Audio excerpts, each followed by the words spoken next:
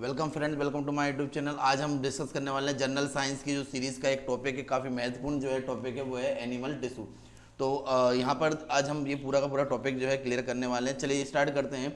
सबसे पहले अगर हम बात करेंगे एनिमल टिश्यू की, तो एनिमल टिश्यू जो है उसमें आपको क्या पढ़ना है। देखिए सबसे पहले हम बात कर लेते हैं टिश्यू क्या है, ऊतक क्या है। ठीक है, ऊतक की अगर हम बात करें तो ये क्या है, कोशिकाओं का समूह होता है। किसका समूह होता है? ठीक है, कोशिकाओं का समूह होता है, जिसे हम क्या बोलते हैं, टिश्यू बोलते हैं। ठीक है, अब अगर हम यहाँ पर देखेंगे तो इसमें दो प्रकार के जो है क्या होते हैं, टिश्यू होते हैं मेनली। एक होता है पादप ऊतक, ठीक है, एक होता है पादप ऊतक, और एक अगर हम यहाँ पर बात करेंगे तो एक होता है जंतु ऊतक। ठीक है, एक क्या होता है, जंतु ऊतक। तो अगर हम यहाँ पर बात करें तो इसको बोलते हैं प्लांट टिश्यू। ठीक है, इसको क्या बोलते हैं, प्लांट टिश्यू बोलते हैं। और अगर हम यहाँ पर बात करेंगे तो इसको क्या बोलेंगे, इसको बोलेंगे एनिमल टिश्यू। तो अब अगर हम यहाँ पर बात कर लें तो प्लांट टिश्यू और एनिमल टिश्यू दो होते हैं, जिसमें हमें आज पढ़ना है एनिमल टिश्यू के बारे में। ठीक है, देखो ऊतक की अगर हम बात करें तो ऊतक का जो अध्ययन जिस शाखा के अंतर्गत किया जाता है, ठीक है, ऊतक का अध्ययन हम जिस शाखा के अंतर्गत करते हैं उस शाखा को क्या बोलते हैं, उस शाखा को बोलते हैं हिस्टोलॉजी। क्या बोलते हैं? ठीक है, हिस्टोलॉजी कहते हैं। और अगर हम यहाँ पर बात करेंगे, ठीक है, हिस्टोलॉजी कहते हैं, हिस्टोलॉजी जो शब्द है, ठीक है, वो किसने दिया है, तो हिस्टोलॉजी शब्द जो है वो एक वैज्ञानिक ने दिया। उस वैज्ञानिक का नाम आपको याद रखना, और उस वैज्ञानिक नाम क्या है, मेयर। मेयर नामक जो है वैज्ञानिक ने जो है ये शब्द दिया है। अब यहां तक तो सिंपल जानकारी मैंने आपको दी कि ऊतक क्या है। अब हम बात कर रहे हैं एनिमल ऊतक में उनके प्रकार, यानी कि जो हमारे जंतु ऊतक हैं, जंतु ऊतक कितने प्रकार के होते हैं। ठीक है, तो यहां पर अगर हम बात करेंगे तो हमारे जो है जंतु ऊतक की अगर हम बात कर लें तो जंतु ऊतक कितने प्रकार के होते हैं, मेनली 4 प्रकार के। ठीक है, जंतु ऊतक 4 प्रकार के होते हैं। अब 4 प्रकार के कौन कौन से होते हैं ये आप देख लें। पहला प्रकार अगर हम यहाँ पर बात करेंगे तो पहला प्रकार हमारा क्या हो जाएगा, पहला प्रकार हो जाएगा उपकला ऊतक। उपकला ऊतक, इसको इंग्लिश में क्या बोलते हैं, इसको इंग्लिश में बोलते हैं एपिथेलियम, एपिथेलियल टिश्यू। ठीक है, अब वहीं पे अगर हम बात करें दूसरा हमारा क्या हो जाएगा, संयोजी ऊतक। संयोजी ऊतक अगर हम यहाँ पर देखेंगे तो इसको इंग्लिश में क्या बोलते हैं, इसको इंग्लिश में बोलते हैं कनेक्टिव टिश्यू। ठीक है, क्या बोलते हैं, कनेक्टिव टिश्यू। वहीं पर अगर हम बात करेंगे तो अगला जो हमारा ऊतक होता है वो क्या होता है, वो होता है पेशी ऊतक। ठीक है, जिसे हम बोलते हैं मसल्स। ठीक है, पेशी ऊतक, इसे इंग्लिश में बोलेंगे मसल्स ऊतक। ठीक है, मसल्स टिश्यू। और अगर हम अगर देखें तो अगला जो हमारा प्रकार होता है वो होता है तंत्रिका ऊतक, जिसे हम बोलते हैं, ठीक है, नर्वस टिश्यू या नर्व टिश्यू। ठीक है, तंत्रिका ऊतक, जिसको हम क्या बोलते हैं, नर्वस टिश्यू। अब अगर हम यहाँ पर देख लें तो इस तरीके से हमारे जो जंतु ऊतक होते हैं वो 4 प्रकार के, एक तो उपकला ऊतक, एक संयोजी ऊतक, और एक पेशी ऊतक, और एक जो है तंत्रिका ऊतक। अब अगर हम यहाँ पर देखेंगे तो सबसे पहले हम बात करेंगे उपकला ऊतक की। और पहले उपकला ऊतक की अगर हम बात कर लें तो उपकला ऊतक आखिर होते क्या हैं और कहाँ पर पाए जाते हैं, किन कोशिकाओं में ये ऊतक जो है पाए जाते हैं, किन अंगों में ये ऊतक पाए जाते हैं, ये आपको यहाँ पर याद रखना है। देखिए अगर हम यहाँ पर देखेंगे तो उपकला ऊतक जो होते हैं ये शरीर की भारी जो है संरचना जो होती है, या जंतु की भारी सतह पर पाए जाते हैं। जंतु की बाहरी सतह पर। अब बाहरी सतह कौन कौन सी हो गई, जैसे अगर हम बात कर लें हमारी स्किन, ठीक है, हमारी जो है, ठीक है, अगर हम बात करें चमड़ी जो होती है उस पर जो पाए जाते हैं वो कौन से ऊतक होते हैं, उपकला ऊतक होते हैं। ठीक है, और दूसरा इसमें एक फैक्ट आपको और याद रखना है कि इन ऊतकों में या इन जो है ऊतकों में रक्त का अभाव होता है, रक्त कोशिकाओं का अभाव होता है। ठीक है, तो इनमें रक्त कोशिकाओं का क्या होता है, अभाव होता है। रक्त कोशिकाओं का क्या होता है, अभाव होता है। तीसरा पॉइंट अगर हम इसमें देखेंगे, तीसरा पॉइंट ये हो जाएगा कि इन ऊतकों की अगर हम बात कर लें, ठीक है, इन ऊतकों की कोशिकाओं का पोषण किसके द्वारा होता है, जब रक्त का अभाव होता है तो लसिका के द्वारा होता है, याद रखना। ठीक है, तो इन ऊतकों का पोषण की अगर हम बात करेंगे, ऊतकों का पोषण किसके द्वारा होता है, लसिका के द्वारा होता है, लसिका के द्वारा होता है। क्योंकि अब इसमें रक्त जो है अगर हम बात करेंगे तो रक्त का क्या होता है, रक्त कोशिकाओं की तो कमी होती है, तो यहाँ पर लसिकाओं के द्वारा जो है इसका क्या होता है, पोषण होता है। ठीक है, ये आपको याद रखना है।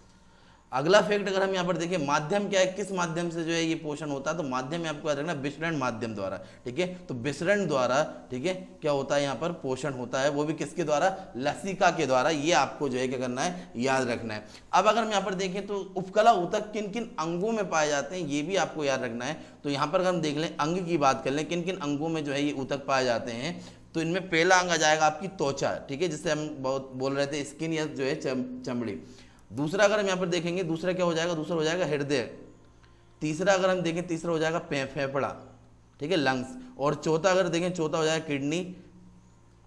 पांचवा अगर हम देखें, पांचवा इसमें हमारा हो जाएगा लीवर, यानी कि यकृत।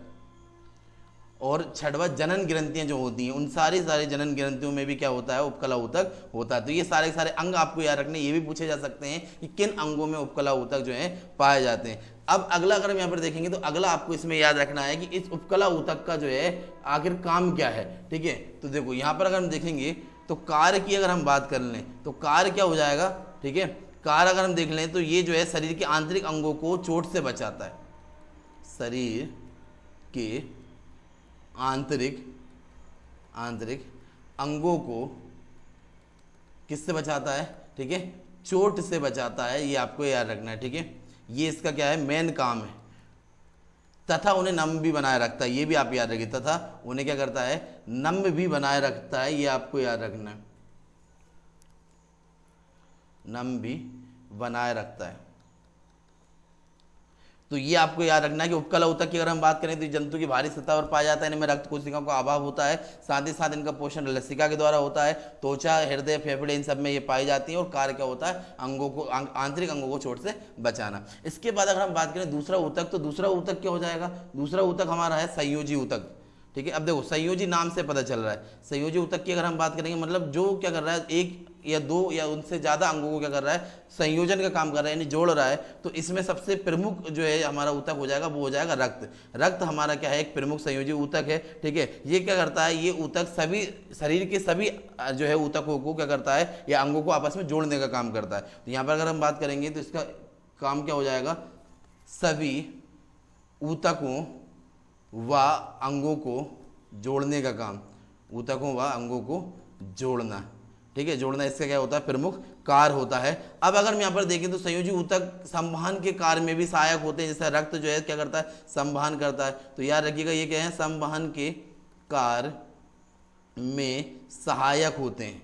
ठीक है, और तीसरा अगर हम इसमें देखेंगे तो तीसरा क्या हो जाएगा, ये ऊतक शरीर के ताप क्रम को भी क्या करता है, नियंत्रित करता है, ताप क्रम को भी क्या करते हैं, नियंत्रित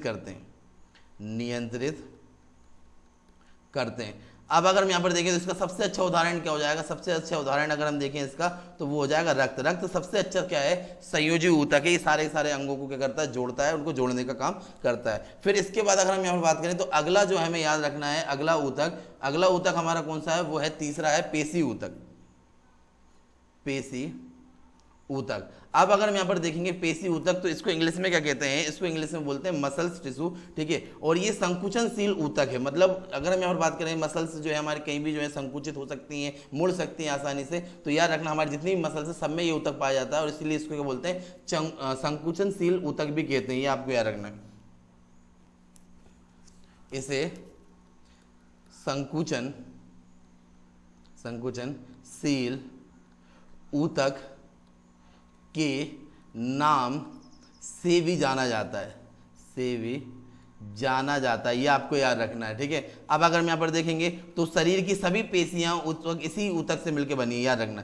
शरीर की अगर हम सभी पेशियों की बात करें, शरीर की सभी पेशियां इन्हीं ऊतकों से बनी है। ठीक है, इसी ऊतक से बनी है, ये आपको याद रखना है, ऊतक से बनी है।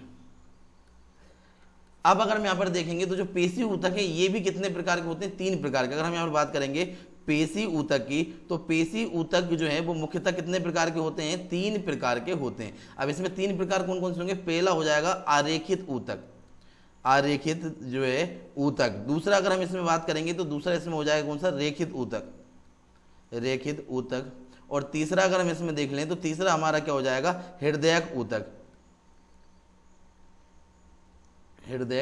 ऊतक। अब अगर इनको इंग्लिश में देखें तो आरेखित को बोलेंगे अनस्ट्रिप, इसको बोलेंगे स्ट्रिप और इसको बोलेंगे कार्डियक। अब इनमें क्या होता है, आखिर इनको क्यों बांटा गया है 3 जो है अलग अलग जो है प्रकार में। देखो आरेखित ऊतक जो है ये उन अंगों की दीवारों पर पाया जाता है जो अनैच्छिक रूप से गति करते हैं। तो याद रखना किन अंगों की दीवार पर पाया जाता है, जो अनैच्छिक रूप से गति करते हैं। अब अनैच्छिक रूप से जैसे हमारी आंख की पलक, ठीक है, ये भी अनैच्छिक रूप से गति करती है हमारा। ठीक है, हाँ, हृदय, तो हृदय के अंदर सारे कार्डियक वो अलग हो जाएंगे। ठीक है, तो ये अनैच्छिक रूप से जो हमारे जो इच्छा नहीं है, जैसे अगर हम बात करें आहार नाल हो गया, मलाशय होगा, रक्त वाहिनियाँ हो गई, सारी चीज़ें इसमें आ जाएंगी। आहार नाल इसका उदाहरण हो जाएगा, मलाशय इसका उदाहरण हो जाएगा। ठीक है, अब वहीं पर अगर हम बात करें रेखित, रेखित क्या जो है ऊतक की अगर बात करें तो ये कौन से जो है अंगों में होती हैं, ये उन अंगों में पाई जाती है, उन भागों में पाई जाती हैं जो इच्छानुसार क्या करते हैं, गति करते हैं। यहाँ पर हम क्या लिख सकते हैं, इच्छानुसार गति करने वाले अंगों में जो है ये पाई जाती है, ठीक है, करने वाले अंगों में पाई जाती है। जैसे अगर हम बात करें हाथ पैर वगैरह, ठीक है, हाथ पैर वगैरह ये। और अगर हम बात करेंगे अब हृदय की, तो हृदय के नाम से क्लियर हो रहा है कि ये सारी की सारी पेशियां क्या हैं, हृदय की दीवारों पर, ठीक है। तो ये कहाँ पर, हृदय की दीवारों पर पाई जाती है, दीवारों पर, ठीक है, ये आपको याद रखना है। अब यहाँ पर मसल्स की बात हुई है, पेशी ऊतक की बात हुई है, तो कुछ इंपॉर्टेंट फैक्ट और याद रखना हमें, ठीक है। और वो इंपॉर्टेंट फैक्ट ये है कि सबसे ज़्यादा मसल्स जो है, मतलब कितनी मसल्स होती हैं और सबसे बड़ी मसल्स कौन सी होती है, सबसे छोटी मसल्स कौन सी होती है, ये आपको याद रखना है। देखो मानव शरीर में कुल अगर मसल्स की बात करें, ठीक है, कुल मसल्स की अगर हम बात करें तो कुल कितनी मसल्स हैं, ठीक है, वो हैं 639। और अगर हम बात करें सबसे बड़ी मसल्स की बात कर लें तो सबसे बड़ी मसल से सबसे बड़ी जो है मांसपेशी वो कौन सी है, ग्लूटियस मैक्सिमस। और ये जो मांसपेशी है ये कहाँ पाई जाती है, तो ये कूल्हे में पाई जाती है, ये आप क्या रखना। और सबसे छोटी की बात कर लें, ठीक है, सबसे छोटी मांसपेशी तो वो कौन सी होती है, वो होती है स्टेपीडियस, ठीक है, स्टेपीडियस। और ये कहाँ पाई जाती है, तो ये पाई जाती है कान में, ठीक है, ये कान में पाई जाती है। और यहाँ पर अगर हम बात करें ये कहाँ पाई जाती है, ये कूल्हे में पाई जाती है, ये आपको याद रखना है, ठीक है। अब इसके बाद अगला जो है चौथा जो है हमारा प्रकार वो है तंत्रिका ऊतक, ये और हमें जो है पढ़ना है। अब अगर तंत्रिका ऊतक की बात करें, इसको इंग्लिश में क्या बोलते हैं, नर्वस जो है टिश्यू बोलते हैं। और इसे चेतना ऊतक से के नाम से भी जाना जाता है। चेतना ऊतक इसको इसलिए बोलते हैं क्योंकि अगर ये ना हो तो हमें किसी चीज़ का आभास ही ना हो, मतलब हम अनुभव ही ना कर पाए, ठीक है, तो इसे चेतना ऊतक भी कहते हैं। और जीवों का तंत्रिका तंत्र इसी से बना होता है, ये भी आपको याद रखना है, ठीक है। जीवों का तंत्रिका तंत्र की अगर हम बात करेंगे तो जीवों का तंत्रिका तंत्र इसी से बना होता है, इन्हीं ऊतकों का बना होता है, ऊतकों का बना होता है। तो आई होप कि ये चारों के चारों जो हैं ऊतक जो है आपको क्लियर हुए होंगे। सबसे पहले अगर हम बात करें तो सबसे पहले हमने कौन सा ऊतक पढ़ा, ठीक है, सबसे पहले हमने यहाँ पर ऊतक पढ़ा कौन सा, ठीक है, वो पढ़ा है उपकला ऊतक, उसके बाद संयोजी ऊतक, और उसके बाद पेशी ऊतक, और उसके बाद तंत्रिका ऊतक। तो एनिमल ऊतक यानी कि जो है जंतु ऊतक में हमें यही पढ़ने। अब इसके बाद जो है हम पादप ऊतक भी जो है आपको पढ़ाने वाले हैं, वो नेक्स्ट वीडियो में पढ़ाएंगे। आई होप कि आपको ये सब क्लियर हुआ होगा।